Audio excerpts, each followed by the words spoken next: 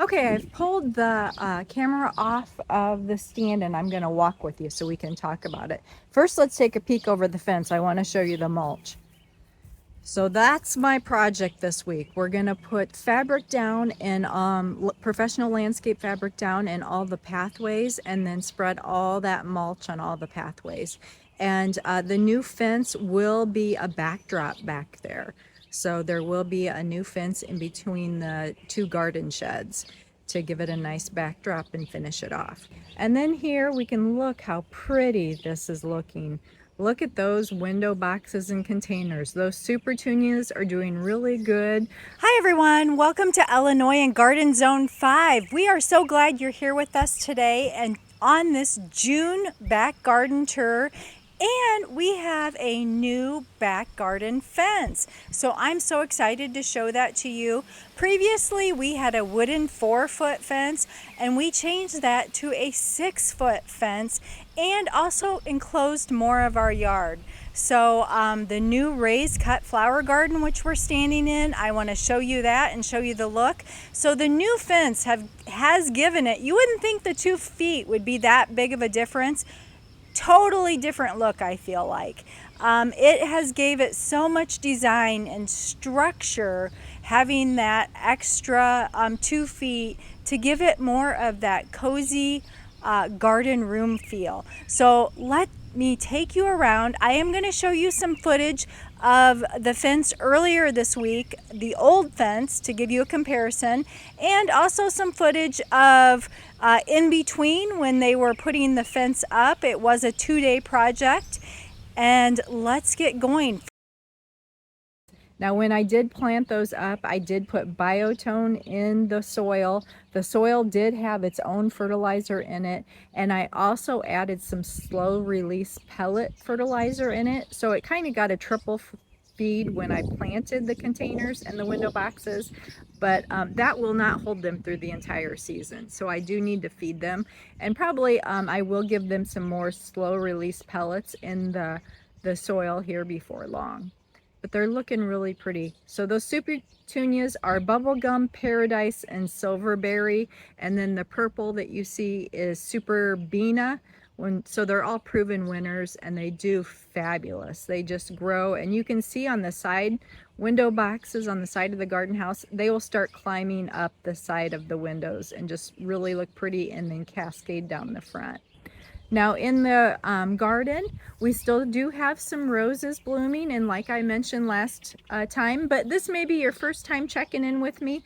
This is a new garden bed. We just created this last year. So this was actually grass last year and some mulch, no plants in it, and I pulled it out, made it bigger, and added plants in there. So we have limelight hydrangeas, we have roses, we have catmint, some little shrubs at the front, and then we also have some salvia over under the window boxes that do really well, lavender. Just look how pretty Princess Alexander is, but she's pretty close to my walkway, and I knew that she would be. And then behind there is limelights, so I'm thinking about actually moving her. I may move her out to the cut flower garden. We'll see. And there's a close-up of the containers and how pretty they're looking. And then over on this side, I had honeysuckle on the back of the fence, and I did have to cut all that down yesterday and take that trellis down because that fence panel will be removed and not replaced. So in the back, we have a Eden Rose on the black tutor. She is looking pretty. She has just started blooming. So she's looking good. I did have to trim off of her yesterday. I wanted to trim her away from the fence. Again, I don't want, anyone getting stuck. The white rose in the back, it's looking really good. That's Polar Express. Trimmed it back some too. The Sitting Pretty roses are still blooming and looking nice. I did have to change out, you may see the pot and wonder what happened there. The pot of flowers ended up, there is a hole in that urn. My husband made sure that the hole, went through for drainage, but it must not be big enough or it got clogged. And the pink and white petunia that was in it ended up, I didn't realize it, but I went outside and it was full of water when I peeked in it, and so it ended up killing it. So I switched it out and put a mini white Vista petunia in it yesterday. So we'll see how it does. And usually the Vistas take more water, so I think it'll do better, and then I'll just keep a watch on it. And I think really it was my own fault. I just watered it too much and didn't realize that it wasn't draining out. So now that I'm aware of that, I'll be more careful. The knockouts are looking really pretty. The salvia and the veronica up front here has bloomed. Now some of the salvia is already done, so I've already gave it its first cut back and it will rebloom. Now the urns are looking really pretty. We did have a windstorm last week and it broke off a huge piece of the yellow petunia in this urn here.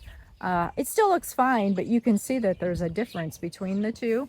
This one's much fuller. The roses in the background are still looking pretty, and I did prune up the magnolia tree, so that opened it up so I could see better, and make sure that they're getting enough sun back there on the back side too.